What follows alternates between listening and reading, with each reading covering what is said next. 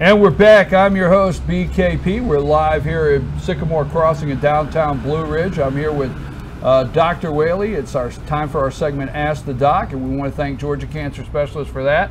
Dr. Whaley, how are you this morning? I'm great. Let me say something first. I'm up here. It's beautiful. Is it not beautiful? I mean, beautiful. The morning is just breaking beautiful here in downtown. And you've already heard the train whistle and a truck. At 6 a.m., the sky opened up this morning here. I mean, I was almost like ready to say, I don't know, because it was coming down. It was raining like a cow peeing on a flat rock, we say down in South Georgia. We'll go with that. We'll go with that. We'll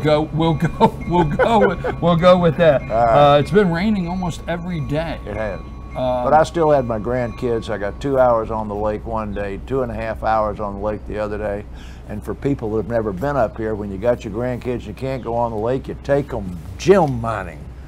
Gem mining costs a few bucks an hour, but it was great and they had a great time. Kids love that, don't they? They do, They do, and we have a lot of that up here in North Georgia. You get an opportunity.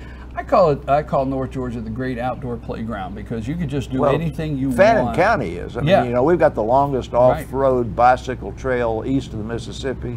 We've got the largest wilderness area east of the Mississippi. That's fishing, the Cohutta. hiking, camping. It's the trout capital of Georgia. Right. Now, you didn't say anything about my tie. I was getting ready to. This is my very small American flag tie. I'm wearing this for Poland and the speech and the fact that my man has to talk to Merkel and to Putin and to Macron and to a bunch of other pinko commie guys, and I'm supporting him today from way over here in Georgia because I'm interested in what he has to say and the approach that he's taking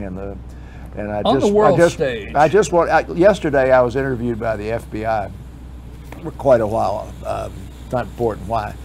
But they're looking into one of our people up here to get a big appointment by the president. He has to be confirmed by the Senate. Okay. So they were doing a background check on a Fannin County resident. But the guy turned out to have been a 12-year Marine FBI agent. When he was in my office and he saw all my Ranger school stuff and my Vietnam stuff, we just talked for the longest kind of time, and I was wearing this tie.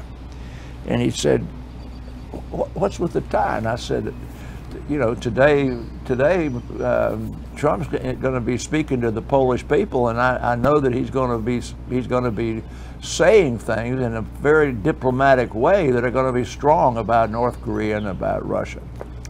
And he looked at me and he said, you know, there are not a whole lot of guys that would wear a tie back here in Blue Ridge, Georgia, to support the president in Poland. I'm glad to meet one. So that's let me ask you a question. Yeah. Did you get a chance to see that speech? I said, oh, no, of course not. I'm making people well while that happens. I understand. I've seen the little blurbs. I've called you in the daytime. I said, Dr. Whaley, what are you doing? I'm making people well. I wish that he had some of the phrasing and the pauses that Kennedy had and Reagan had and Nixon didn't have and Johnson didn't have and Bill Clinton didn't have. Well, Obama had some, but he did say some things yesterday that if he had stopped and done a Kennedy or a Reagan might have been a better soundbite 40 years from now. If you just think about the sound bites 40 years later from now. later down. Yeah. I understand what you're saying. I watched the entire speech. I watched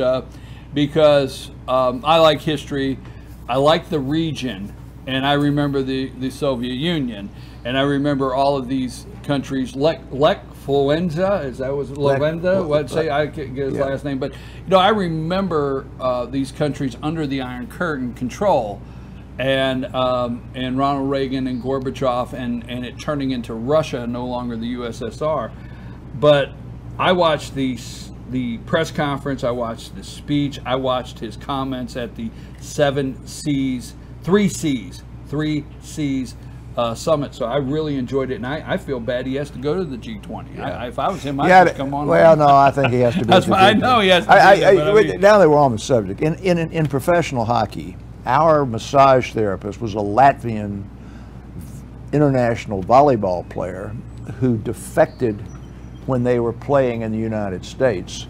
One of our hockey players, I won't mention who, actually swam across a river to get out of Russia back when it was the USSR, to become to get out of there, to get freedom, and they were both with the Atlanta Thrasher hockey team. And it's a different thing when you know people that have actually had to, I mean, you can imagine a teenage guy with no money in his pocket, didn't speak a word of English, crawls over the airline fence when they're getting ready to get back on the plane to fly back to Russia, and walks 20 miles from the airport to the beach just because he has to find a place to play beach volleyball and sleep and try and find something to eat. I mean, that's getting out of, that can't be the greatest country in the world over there in Russia when guys are doing that to get away. All right, well, anyway, I was going to also call you out because I told you before we started that both of those articles about the Catholic sex things got to the press. Now, they got to the Sun and they got to the Post and some of that spectacular press, but the most communist newspaper, I guess, is New York Times. I got rid of that. But I do look at the Atlanta paper because I follow some of the Atlanta sports. And both of them had a little bitty blurb like that back about 10 pages. So it got in there, but nobody made any emphasis on it. Back about 10 pages, right? Yeah. No, I'm saying. I mean, I'm not, I'm just curious. Where's the emphasis? To me, I think it's very big. I think it's very big news based on, I just think it's very big news. Not something they have to do on a daily basis, but if you'll watch what they call news, and Donald Trump is called out as fake news, they're not touching. You bring that up with your all-star panel, and you'll have somebody who knows everything there is to know about that.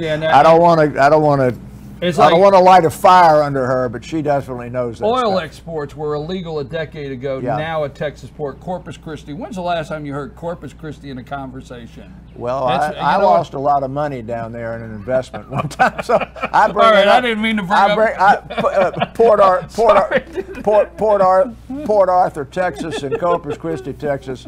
I lost a ton of money down there. You don't want to bring up. Don't tell that one to the All-Star panel. You'll light another fire under that woman. Okay.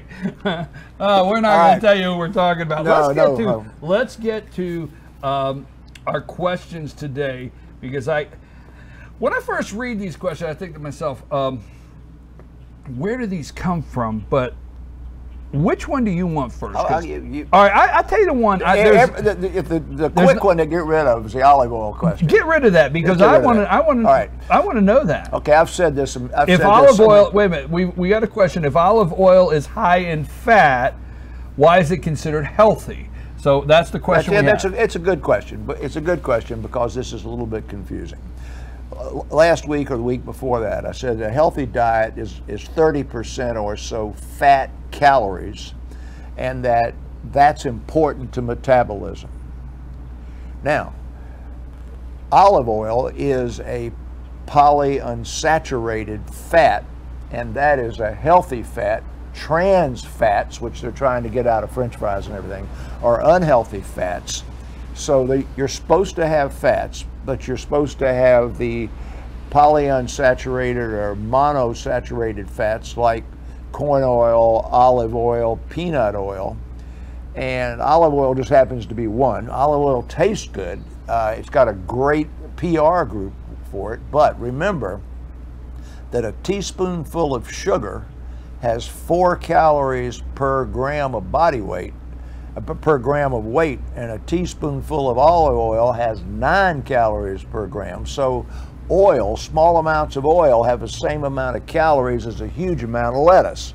So olive oil, where you have oil in the diet, is much more healthy than saturated fat, stick margarine. If you'll remember, you throw it away, don't use it.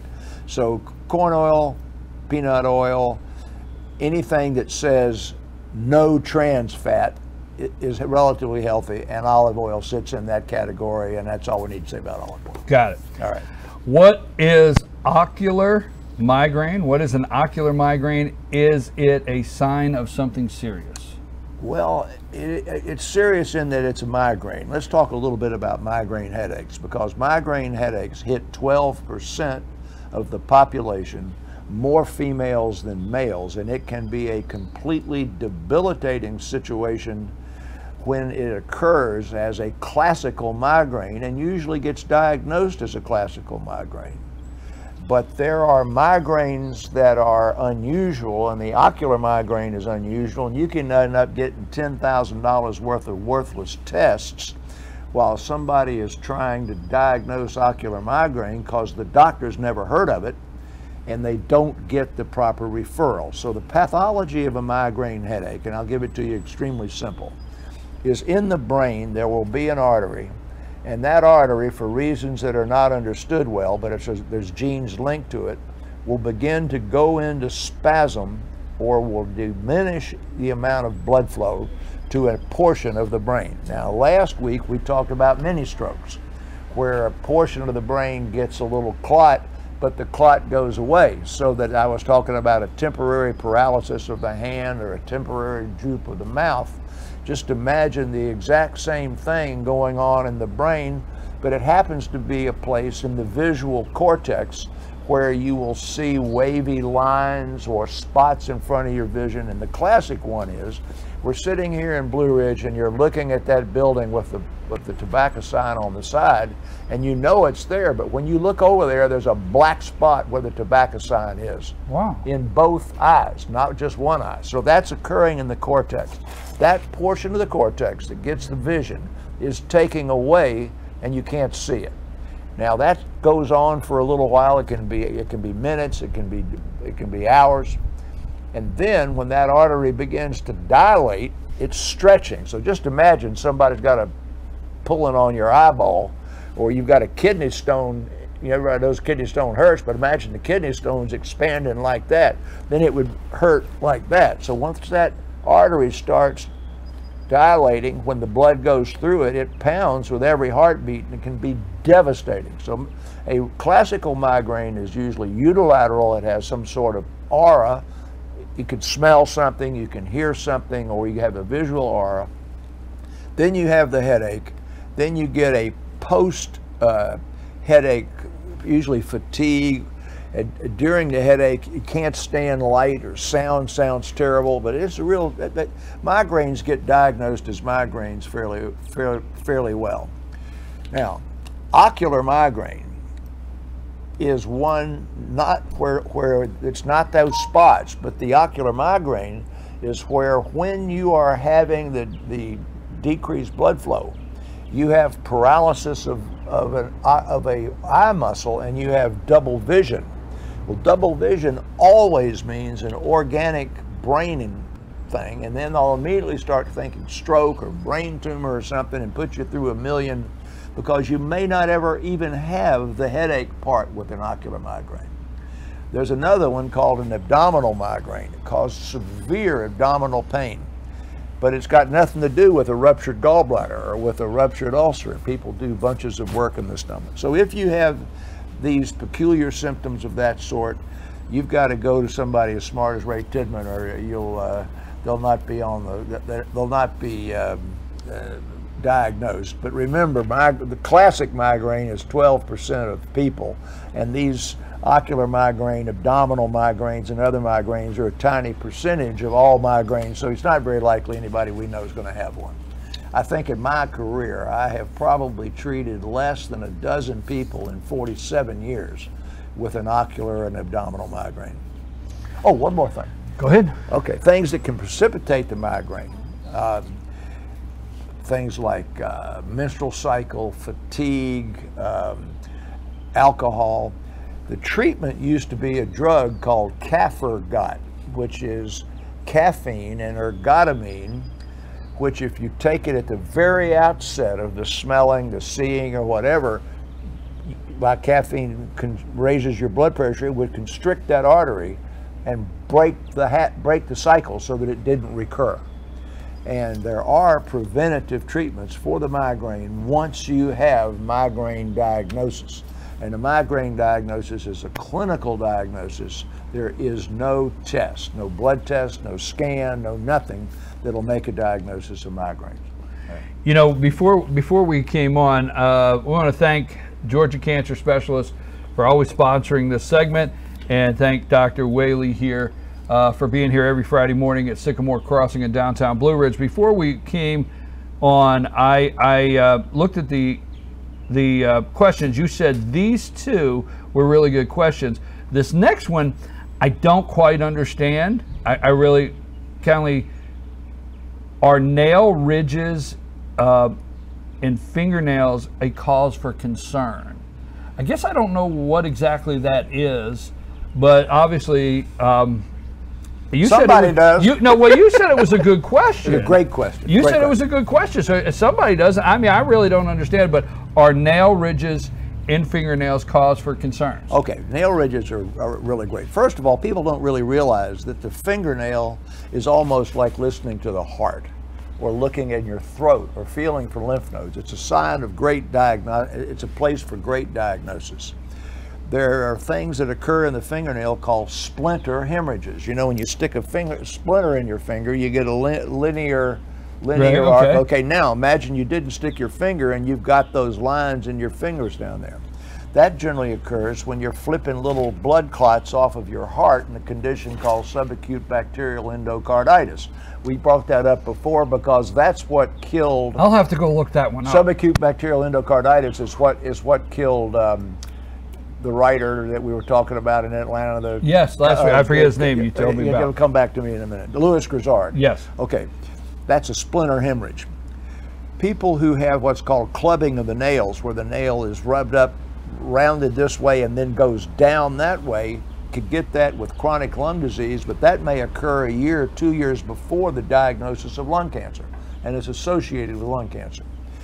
There's one that's where the nail is totally yellow, and that's associated with a congenital blood fat abnormality. Well, that was not the question. The question was ridges. Now, all of us, particularly us older people here, like are coming on with the panel, who had chickenpox, measles, mumps, had ear infections, had strep throat and tonsillitis before the immunizations and before the days of penicillin, would have an illness where we would run a temperature of 103 or 104 or be ill. High temperature or some viral illnesses cause, for the period that they're there, a decrease in the formation of the nail bed. And there will be one single ridge across several nails that'll grow out over time, but that's just like the rings of a tree and occurred when you had fever. And they are called bow lines. Bow is a southern word, B-E-A-U, Beauregard, they're called bow lines. Now, psoriasis, which is heartbreak of psoriasis, you see advertised on TV all the time, take your money for plaque psoriasis, that's associated with ridging and pitting of the nails. So if somebody's got a rash and you say, I don't know if that's poison ivy or that's that's eczema or something, and they've got pitted nails, that may be psoriasis. Now there's other ones with grooves. These are mostly always grooves that are horizontal. But there's a condition called alopecia areata, where you lose patches of hair on your head and look like you have the mange.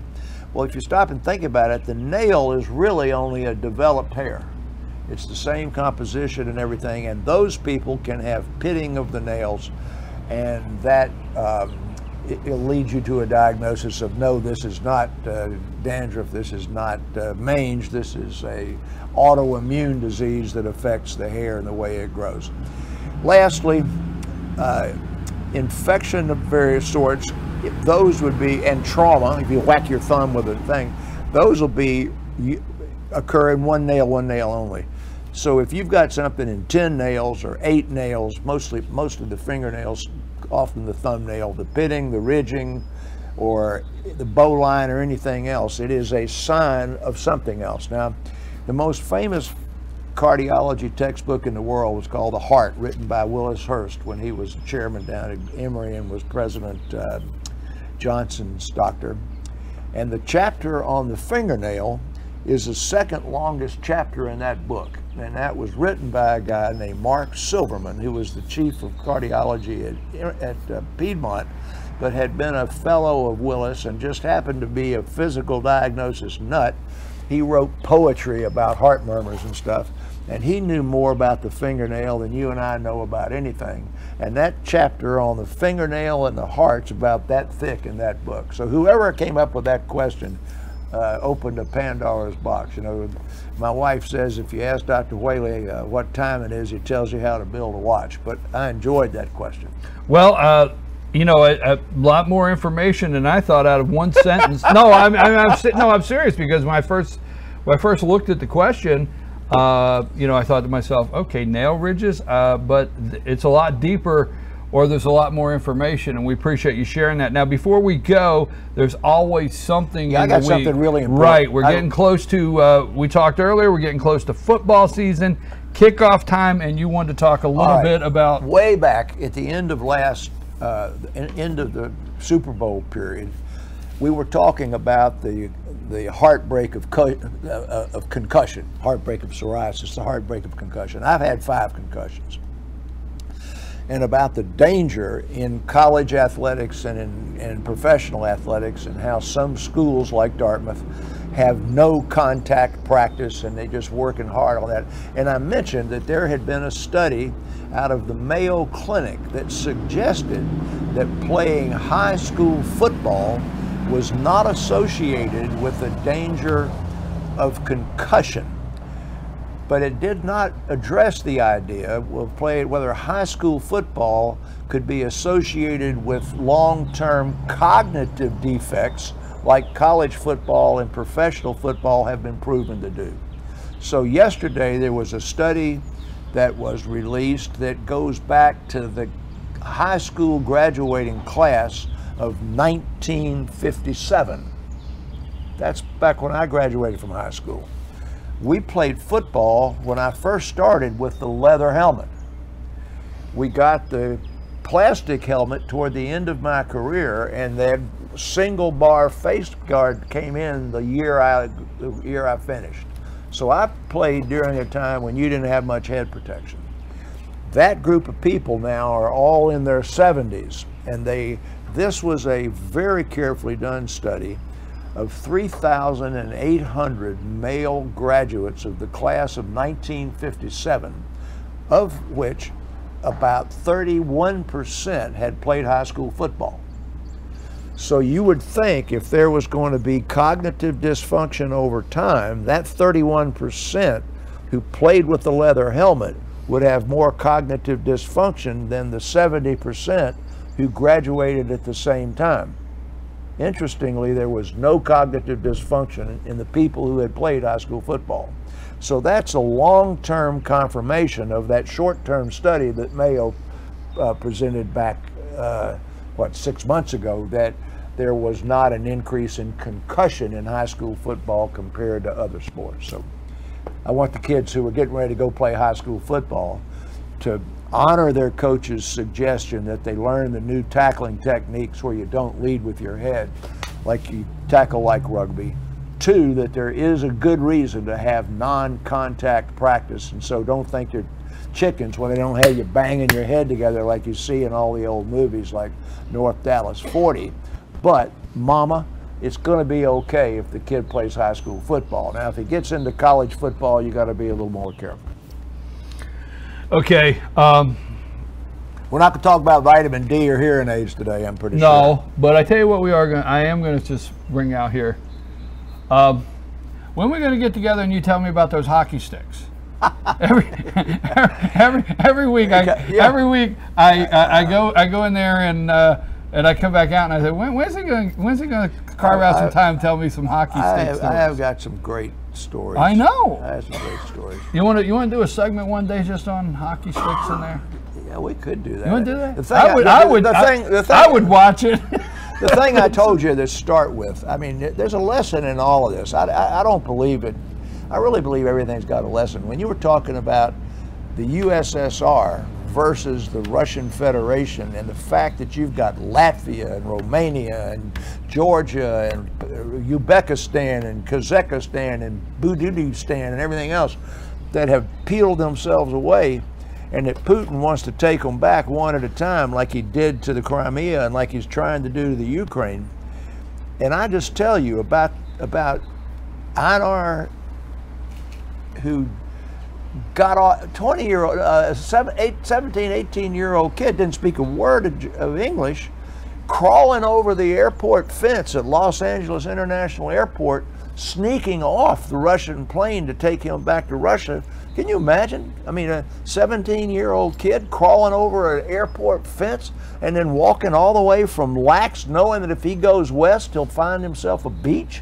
Took him 2 days to get there, didn't have a penny, didn't eat anything, making himself a life where he becomes the massage therapist and physical therapist now for the Detroit Red Wings. I mean, it's America. I mean, it's obvious. And Slava Kozlov, who's escaped from Russia to play hockey here. I mean, those are stories that are worth telling. When I see the sticks and I hear the names, and if you go back in the 70s and 80s even, go back, these guys had to defect to get over here because they wanted to play hockey. Yeah. And yes, there's great stories. Anar just wanted a way out. He didn't know anything about massage. He was a volleyball player. All right, well, became a massage therapist. Well, I know we that was me. I should never went there. But there's two things we know is obviously Tab is healthy for you because he always promotes, and you always have your Tab in the morning, right? So and today, and I want everybody today to just support our president as there are going to be 19 people trying to kick him in the teeth today. So okay, I think he'll have a little bit of help from May and maybe a little bit of help from the Japanese, even though the Japs and the Europeans signed a trade agreement yesterday. We'll call it a little bit of help. All right, a little bit of help.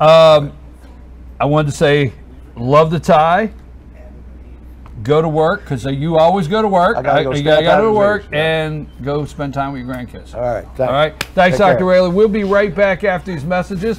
Our number is 706-889-9700, or chief@fetyournews.com. If you ever have a question, you can send it anytime throughout the week for Dr. Whaley every Friday morning at 8:15. You can also find these segments on our YouTube channel, FYN TV Fetch Your News. You can find them on our YouTube channel or Fetch Your News under our community section. Again, thank you, Georgia Cancer Specialist. I'm your host, BKP, and we'll be back right after these messages, and it's time for the All-Star Panel. We're going to have a lot of fun this morning because we have a lot of subjects. Have a nice day, sir. All right.